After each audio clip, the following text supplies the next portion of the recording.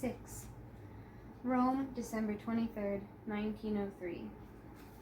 My dear Mr. Campus, you shall not be without a greeting from me when Christmas comes, and when you, in the midst of the holiday, are bearing your solitude more heavily than usual. But if then you notice that it is great, rejoice because of this. For what, ask yourself, would solitude be that had no greatness?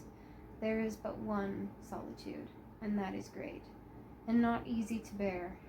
And to almost everybody come hours when they would gladly exchange it for any sort of intercourse, however banal and cheap, for the semblance of some slight accord with the first comer, with the unworthiest. But perhaps those are the very hours when solitude grows, for its growing is painful, as the growing of boys, and sad as the beginning of spring times. But that must not mislead you.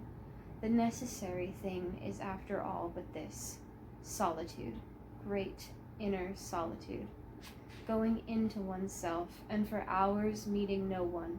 This one must be able to attain, to be solitary, the way one was solitary as a child, when the grown-ups went around, involved with things that seemed important and big because they themselves looked so busy, and because one comprehended nothing of their doings.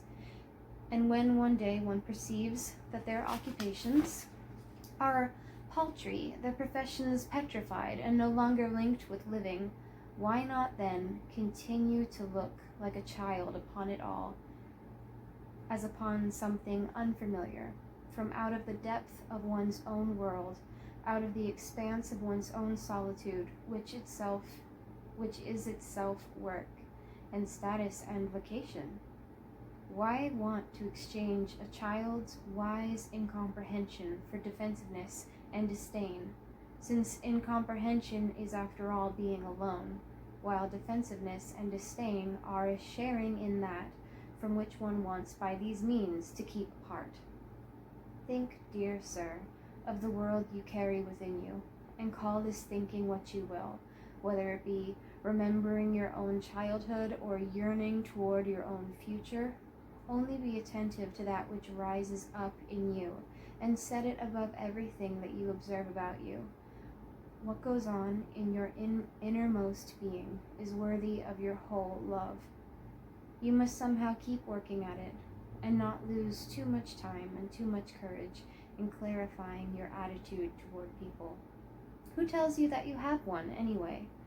I know your profession is hard and full of contradiction of yourself, and I foresaw your complaint and knew that it would come. Now that it has come, I cannot comfort you. I can only advise you to consider whether all professions are not like that, full of demands, full of enmity against the individual, saturated, as it were, with the hatred of those who have found themselves mute and sullen in a humdrum duty. The situation in which you now have to live is no more heavily laden with conventions, prejudices, and mistakes than all other situations. And if there are some that feign a greater freedom, still there is none that is in itself broad and spacious, and in contact with the big things of which real living consists. Only the individual who is solitary is like a thing placed under profound laws.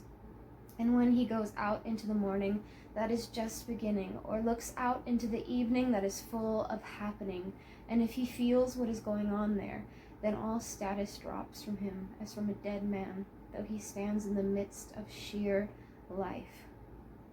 What you, Mr. Campus, must now experience as an officer, you would have felt just the same in any of the established professions. Yes, even if outside of any position, you had merely sought some light and independent contact with society, this feeling of constraint would not have been spared you. It is so everywhere. But that is no reason for fear or sorrow. If there is nothing in common between you and other people, try being close to things. They will not desert you. There are the nights still, and the winds that go through the trees and across many lands. Among things and with animals, everything is still full of happening, in which you may participate. And children are still the way you were as a child, sad like that and happy.